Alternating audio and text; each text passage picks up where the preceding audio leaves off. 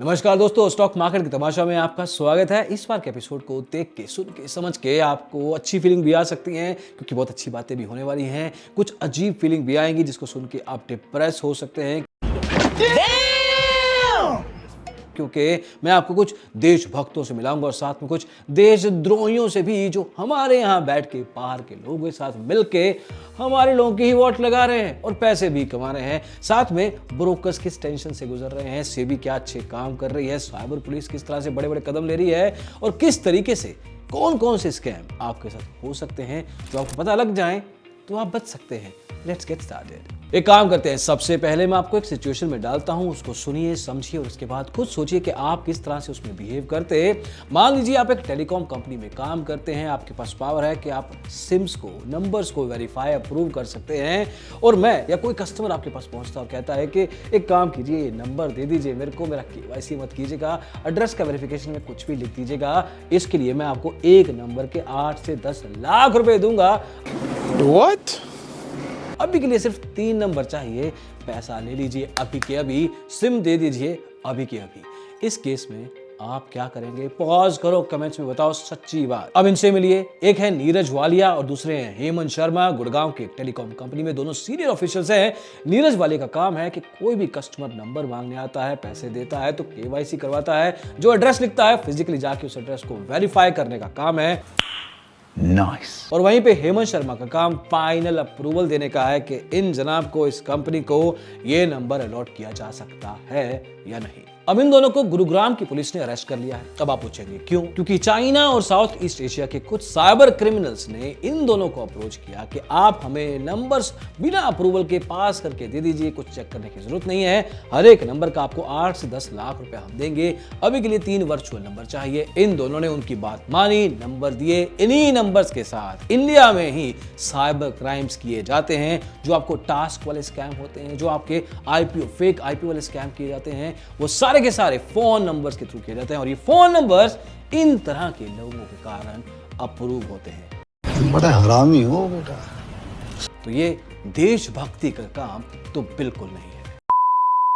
अब एक तरफ ऐसे लोग हैं, दूसरी तरफ वैसे जो कि एक्चुअल में देश के लिए कुछ करना चाहते हैं, देश को आगे लेके जाने की कोशिश करते हैं, बिजनेस स्पेस में। फॉर एग्जांपल ज़रोदा के फाउंडर नितिन कामत, लेकिन इनकी भी कुछ ना कुछ अलग से परेशानी चल रही है। इनका कहना है कि पिछला साल 2024 ब्रोकरेज इंडस्ट्री के लिए बेहतरीन था, लेकिन अभी थोड़ा सा दिक्कत हो सकता है। The best is behind us. दिक्कत क्या है? ऑप्शंस का टर्नओवर बिकॉज ऑफ सेबी के नए रेगुलेशंस, जिससे रिटेल ट्रेडर तो परेशान है ही, शायद ब्रोकर्स भी हैं। तो साला ये दुख का खत्म नहीं होता बे। ऑप्शंस टर्नओवर 20 से 30% डाउन है। टर्नओवर डाउन तो ब्रोकरेज भी down and that directly impacts brokerage business. और ये अकेले नहीं है, कोटक सिक्योरिटीज ने 4 नवंबर 2024 को ही अपने प्लान्स बता दिए थे कि हम ब्रोकरेज बढ़ाने वाले हैं और बहुत ट्रांसपेरेंटली कहा था कि एक सस्टेनेबल बिजनेस को रन करने के लिए और आपको अच्छी सर्विस देने के लिए पैसा तो लगेगा, और वो पैसा और कहां से आएगा? जिसको सर्विस अच्छी देनी है उससे ही। और ये सारे के सारे सेबी रेगुलेशंस का इंपैक्ट यहाँ रूट लेवल पे दिखता है, जहां पे ब्रोकरेज बिजनेस को चलाने के लिए ब्रोकरेज को बढ़ाना पड़ेगा क्योंकि टर्नओवर कम हो रही है। तू समझा? हाँ। नहीं, तू समझा नहीं। और ये ब्रोकरेज आएगी आपसे और हमसे भी। अरे एंजल वन की वेबसाइट पे जाके देखेंगे तो आपको पता लगेगा कि क्या फर्क आ गया है। पहले कभी ये एंजल आई ट्रेड, प्राइम प्लान, 20 रुपए, 0 रुपीज ये सब बोलते थे और आज की तारीख में कहते हैं स्टार्ट SIP या IPO में लगा दीजिए। इतना लाइफ खराब हो गया है मेरा। और इन ब्रोकरेज हाउसेस की बिजनेस की परेशानियों की दिक्कत आप खुद समझ सकते हैं क्योंकि इंडेक्स टर्नओवर पिछले कुछ महीनों में बदला है। चेंजेस तो नवंबर में आए थे, लेकिन अक्टूबर में 13,67,433 करोड़ रुपए का टर्नओवर नवंबर में गिर के 10 लाख करोड़ ही रह गया था। दिसंबर में आते आते ये नंबर 9.5 लाख करोड़ तक पहुंचा और इस महीने जनवरी में करीब आधा महीना हो चुका है और करीब 5-5.25 लाख करोड़ का टर्नओवर ही हुआ है। तो दिक्कत दोस्तों हुई है। देखिए भाई साहब, हमको जो है अभी बहुत दिक्कत हो रहा है, दिक्कत से गुजरना पड़ रहा है, एक तो टेंशन है। शायद आपको भी। कमेंट्स में ये भी बता देना। और जहां तक नंबर्स की बात है, कितने डीमेट अकाउंट खुल रहे हैं इंडिया में, कितने लोग नए स्टॉक मार्केट में हर रोज आ रहे हैं, ये जानना भी जरूरी है। फॉर एग्जांपल, आज की तारीख में इंडिया में 5,01,63,722 डीमेट अकाउंट्स हैं, लेकिन पिछले 4 क्वार्टर्स के नंबर देखेंगे तो दिसंबर क्वार्टर में सिर्फ 97 लाख डीमेट अकाउंट खुले। आप कहेंगे 97 लाख डीमेट अकाउंट खुले, बहुत अच्छा नंबर है, लेकिन पूरे एक साल में सबसे कम ग्रोथ दिसंबर के क्वार्टर में हुई थी। इसी साल शुरुआत में 1,22,00,000 डीमेट अकाउंट भी खोले गए थे पहले 3 महीनों में, जो गिरते गिरते अभी 97 लाख है। इतनी बड़ी गिरावट नहीं आई है, बड़े सारे नए रेगुलेशंस, रूल्स भी आए हैं। सेबी ने अपनी टांग भी डाली है बीच में, कभी अच्छे के लिए, कभी नॉट सो अच्छे के लिए। पता नहीं ऐसे डेंजरस सिचुएशन में मैं ऑटोमेटिकली आगे कैसे आ जाता हूँ। उसका भी direct indirect connection number of demat account से तो पड़ता ही है। खैर, अब कमेंट सेक्शन में कुछ लोग कहेंगे अब मेरे 4 डीमेट हैं, मेरे 5 हैं, मेरे 10 हैं। वो सब काउंट होते हैं अगर आप उसमें ट्रेड कर रहे हो, एटलीस्ट साल में 1। अच्छा, हमको सिखा रिया है। एनीवे, अपने डीमेट अकाउंट के साथ साथ आपको अपने पोर्टफोलियो की, अपने पैसे की सुरक्षा रखनी भी बहुत जरूरी है। सारा का सारा पैसा स्टॉक मार्केट में या किसी एक एसेट क्लास में आपको नहीं लगाना चाहिए। हम कितनी बार कहते हैं। फॉर एग्जांपल, मैं अपना पैसा इन्वेस्टमेंट के लिए इंडिया की स्टॉक मार्केट में लगाता हूँ, यूएस की स्टॉक मार्केट में लगाता हूँ, रियल एस्टेट में लगाता हूँ, गोल्ड में लगाता हूँ, और साथ में कुछ एफडीज भी करवाता हूँ। वहां पे थोड़ी सी कामनेस भी रहती है, क्योंकि कोई भी इन्फ्लुएंसर आपको ये कहे कि सारा पैसा स्टॉक मार्केट में लगाओ, जितना पैसा है क्रिप्टो में लगाओ, किसी की बात मानने का नहीं। जितने भी रेगुलेटेड प्रोडक्ट, चाहे वो सेबी की तरफ से हैं या आरबीआई की तरफ से, आपको अपना पैसा हर क्लास में थोड़ा थोड़ा लगा के रखना चाहिए। राजा जी अपनी शक्तियों का पूरा इस्तेमाल कर रहे हो। और जहां तक एफडीज, फिक्स डिपॉजिट्स की बात है, आप एक डिजिटल प्लेटफॉर्म स्टेबल मनी का इस्तेमाल कर सकते हैं, जिन्होंने इस वीडियो को भी स्पॉन्सर किया है। स्टेबल मनी के थ्रू आप स्मॉल फाइनेंस बैंक्स में अपनी एफडीज क्रिएट कर सकते हैं। 9-9.5% तक का ब्याज आपको साल का मिल सकता है। कई लोग कहेंगे अरे स्मॉल फाइनेंस बैंक है, डर लगता है, रिस्क होता है, तो उसका आंसर ये है कि DICGC आरबीआई की सब्सिडी है। वो कहती है कि 5 लाख या उससे कम के जितने भी एफडीज होते हैं वो इंश्योर्ड होते हैं, टेंशन लेने का नहीं। तो इसलिए 5 लाख तक के इन्वेस्टमेंट्स अगर आप एक्स्ट्रा सेफ्टी के लिए इन्वेस्ट करना चाहते हैं तो इस प्लेटफॉर्म का इस्तेमाल कीजिए। बैंक्स की बैकग्राउंड जरूर चेकआउट कर लीजिएगा, क्योंकि कहीं भी पैसा लगाना है बैकग्राउंड चेक करना जरूरी है। ये हर वीडियो में हम आपको बताते हैं। इस प्लेटफॉर्म के बारे में आपको डिस्क्रिप्शन में और डिटेल्स मिल जाएंगी। खैर, वापस नॉर्मल दुनिया में आते हैं, क्योंकि कर्नाटका का एक शहर है कोलनाडु, वहां पे रहते हैं मोहम्मद इकबाल। 27 साल की इनकी उम्र है। 3 जनवरी को शाम को 8:10 पे अपने घर पे बैठे थे, तभी तमिलनाडु के रजिस्ट्रेशन नंबर के साथ एक गाड़ी आती है। 6 लोग निकलते हैं और कहते हैं हम ईडी से आए हैं, किसी का भी दरवाजा खटखटाने की हिम्मत रखता हूँ। आपके घर की तलाशी करेंगे। हमें पता लगा है कि आपके पास कैश है और भी वो सारा माल है जो कि आपने सरकार को बताया नहीं है। अब इकबाल जी थोड़ा सा घबरा गए। ईडी के इतने बड़े बड़े ऑफिशियल्स आईडी कार्ड के साथ आए हैं तो कुछ ना कुछ दिक्कत होगी। 25 से 30 लाख रुपए इनके घर में बिजनेस के लिए पड़ा हुआ था, साथ में 5 मोबाइल फोन। ये सारा का सारा पैसा लेके ये लोग निकल गए हैं और बाद में पता लगा है कि ये कोई ईडी के थे ही नहीं। कैसे कैसे लोग रहते हैं यार यहाँ पर। ये तो अलग स्कैमर थे जो कि घर में आके लोगों को लूटते हैं। लोग घबरा जाते हैं, स्पेशली वो लोग जिनके घर पे कैश पड़ा होता है और ये कैश की इंफॉर्मेशन इन लोगों के पास पहले से कहीं ना कहीं से निकल के आ ही जाती है। तो दोस्तों, इस कहानी से आप क्या सीखे? पहला, कैश वाला काम करने का नहीं। यूपीआई यूज कीजिए, बैंक में डालिए, स्टॉक मार्केट में डालिए, एफडी कीजिए, जो मर्जी करना है कीजिए, कैश में मत रखिए। और दूसरा, कैश में बिजनेस करते हैं तो घर पे मत रखिए, कोई और इंतजाम कीजिए, नहीं तो कोई ना कोई पहुंच जाएगा, जैसे कि इनके यहाँ पहुंचा। अभी पुलिस असली वाली तफ्तीश कर रही है, कहाँ मिलने वाले हैं नकली ईडी, नकली गाड़ी, नकली रजिस्ट्रेशन और कैश का पैसा। और हाँ, अगर वो नकली ईडी वाले इस वीडियो को देख रहे हैं तो मैं एक ही बात कहना चाहूंगा, सुधर जाओ, नहीं तो आंसर कुछ अगले वीडियोस में दिखाई जरूर देगा। भारी मिस्टेक हो गया सर।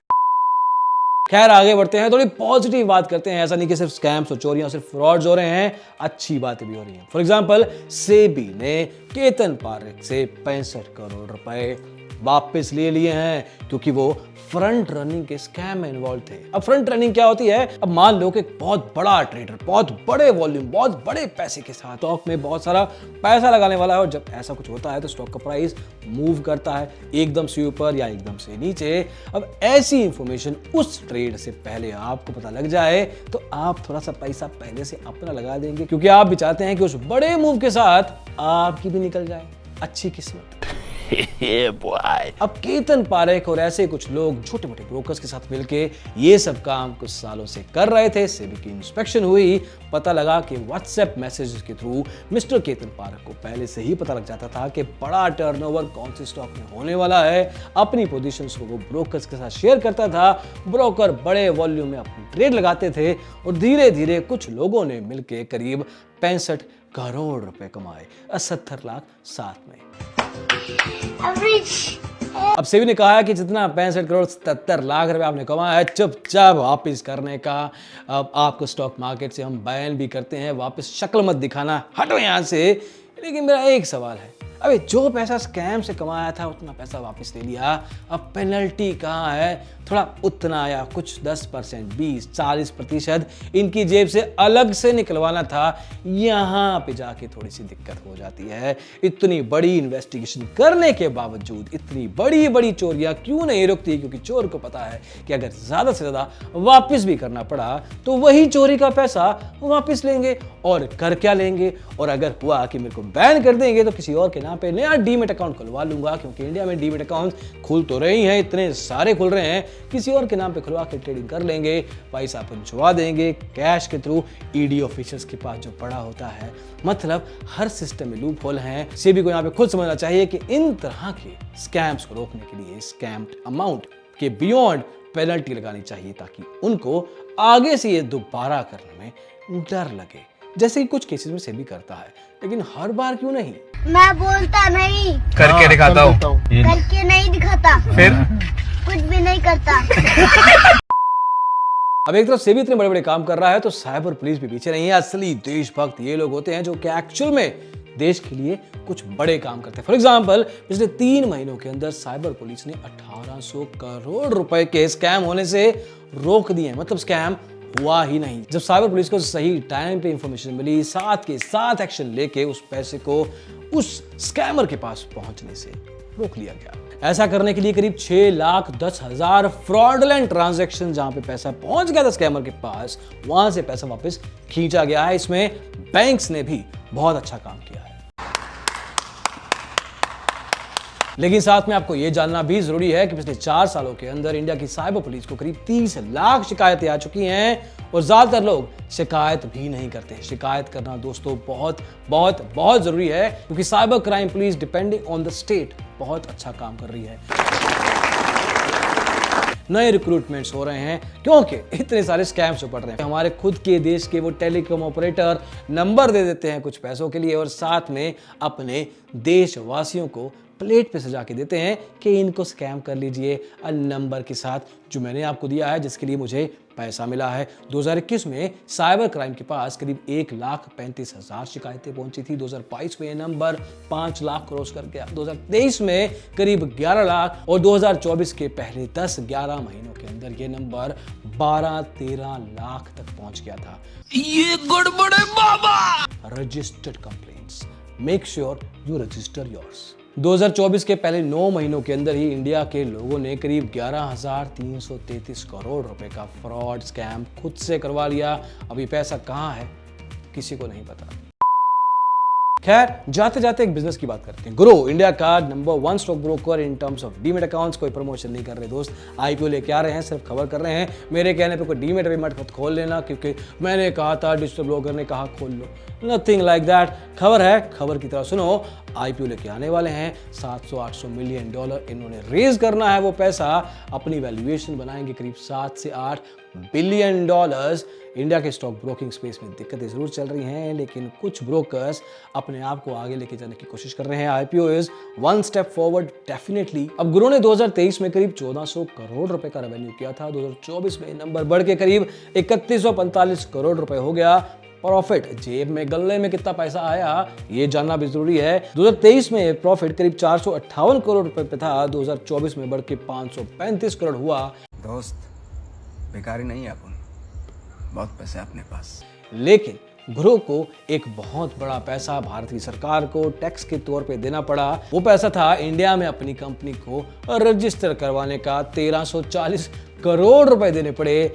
इसके कारण गुरु का final net profit actually was -805 crore rupees. इससे क्या समझने को मिलता है? Hey, y'all, come look at this. Popcorn के लिए लड़ाई करने वाले लोगों को यह बात समझनी जरूरी है कि 1340 करोड़ रुपए टैक्स के तौर पे देने वाले लोग भी बैठे हैं और फिर वो मार्केट में आते हैं अपना पैसा वापस लाने के लिए। खैर, मेहनती भी हैं, डिजर्व करते हैं, नहीं करते खुद एनालाइज करके देख लेना। मैंने सिर्फ खबर बतानी थी, उतना ही है रिश्ता, बस। और ये सारी की सारी बातें स्टॉक मार्केट के तमाशे सुनने के बाद आपके दिमाग में कुछ नई बत्तियां जली होंगी, कुछ बत्तियां शायद बंद भी हो गई होंगी, कुछ बत्तियां फ्यूज हो गई होंगी। लेकिन इस तरह के न्यूज़ को जानने के लिए, समझने के लिए और डिजिटल ब्लॉगर को सब्सक्राइब जरूर करना। और वो FD वाली ऐप स्टेबल मनी को चेकआउट करने के लिए डिस्क्रिप्शन में डिटेल चेकआउट कर सकते हैं। अभी के लिए इतना ही दोस्तों, अगली वीडियो में जल्दी मिलेंगे। कौन सी स्टोरी सबसे अच्छी लगी कमेंट सेक्शन में वो भी बता देना। अभी के लिए बाय बाय।